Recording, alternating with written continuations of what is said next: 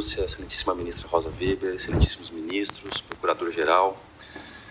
Estamos diante de uma das mais relevantes ações da história e do futuro do Brasil e do mundo, dada, evidentemente, a essencialidade da Amazônia para o equilíbrio ecológico nacional e para o enfrentamento à emergência climática.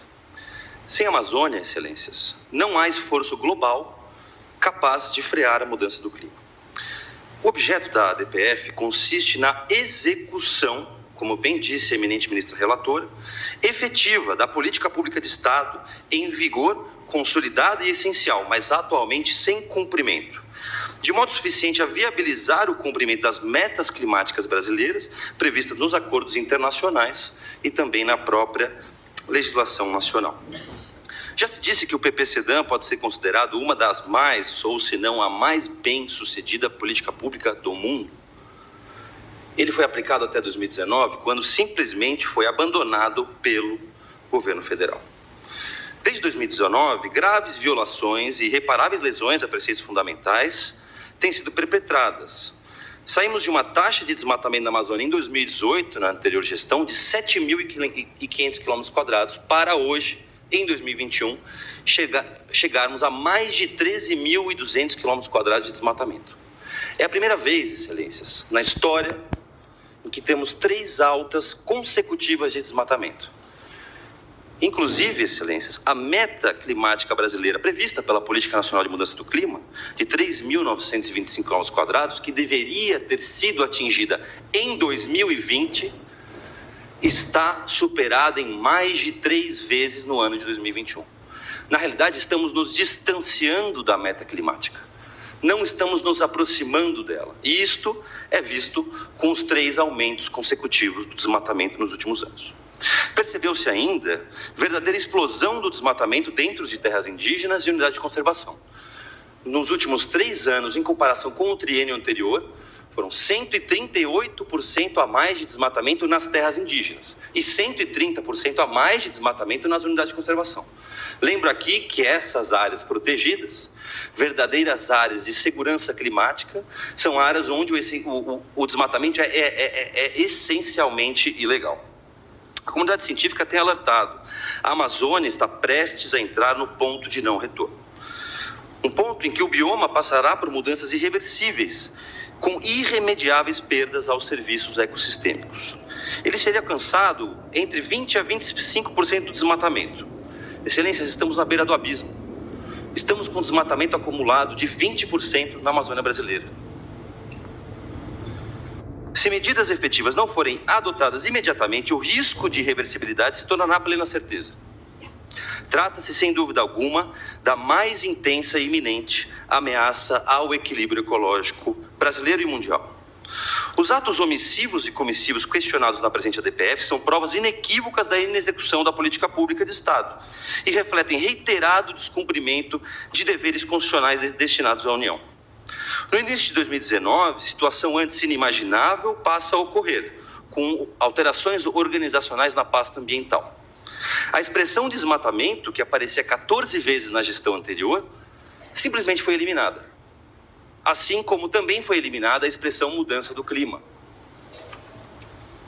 Diversos órgãos foram extintos e deixaram de existir, inviabilizando a concretização das políticas ambientais, inclusive a política de combate ao desmatamento da Amazônia.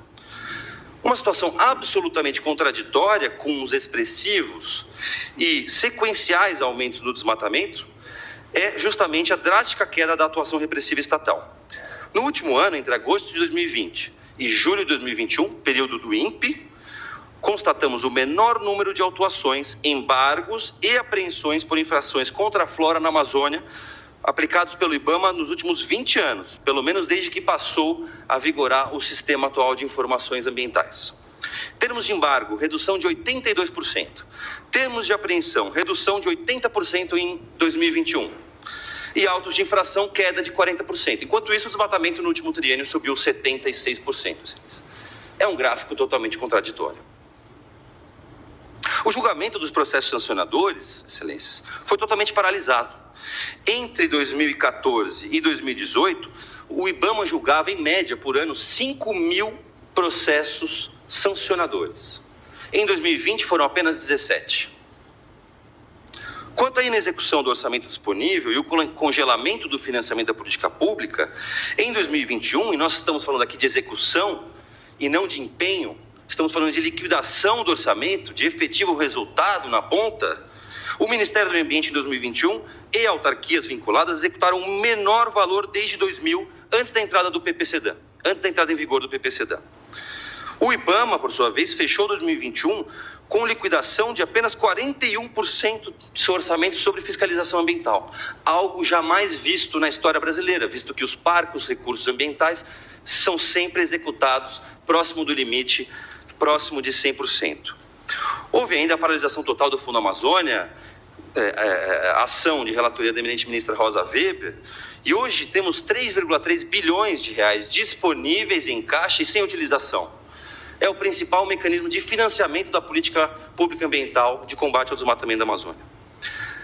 A partir de 2019, outro fato inédito passa a ocorrer. Conforme tivemos, infelizmente, que nos deparar com o discurso sobre as boiadas ambientais, diversos atos infralegais passaram a ser emitidos.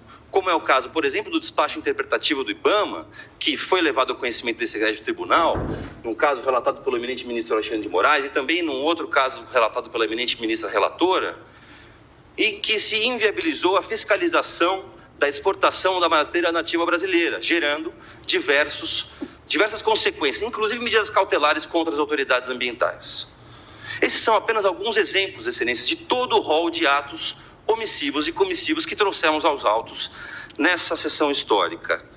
Excelências, ao contrário do que se afirmou, não há que se cogitar de qualquer violação à separação de poderes.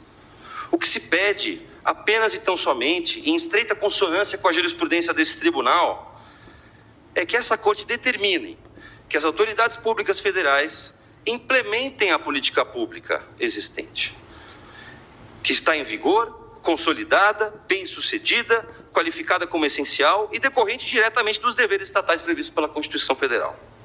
Não se requer qualquer medida adicional em relação a este tópico.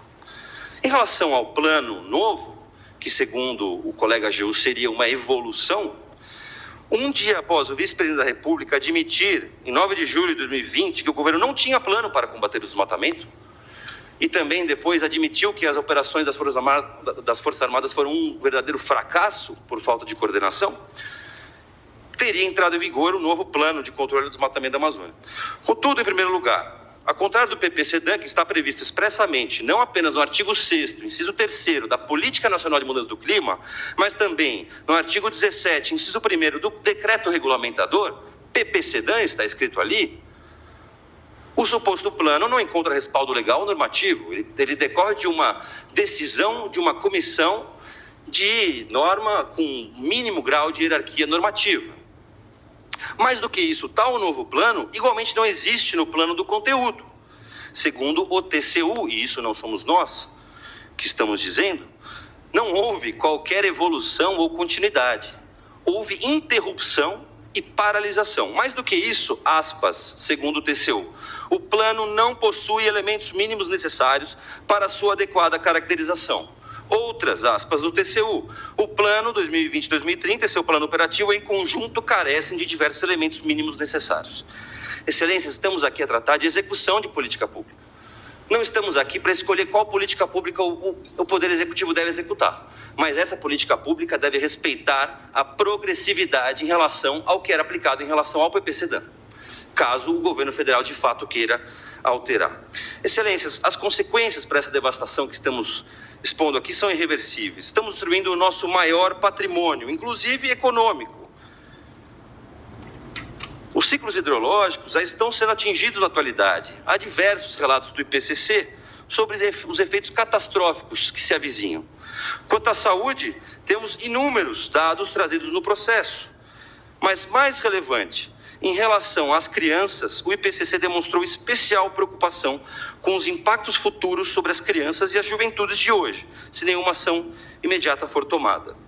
Excelências, temos aqui também uma dupla violação constitucional dos artigos 225 e 227, entre os demais mencionados na ação. Presidente, concluo no seguinte sentido: estamos em um momento decisivo na história da Terra. numa época em que a humanidade deve escolher o seu destino comum. Com a decisão pretendida nessa DPF, o STF pode orientar o Brasil a voltar a caminhar em direção à Constituição Federal e, com isso, restabelecer a esperança do povo brasileiro e de toda a comunidade global.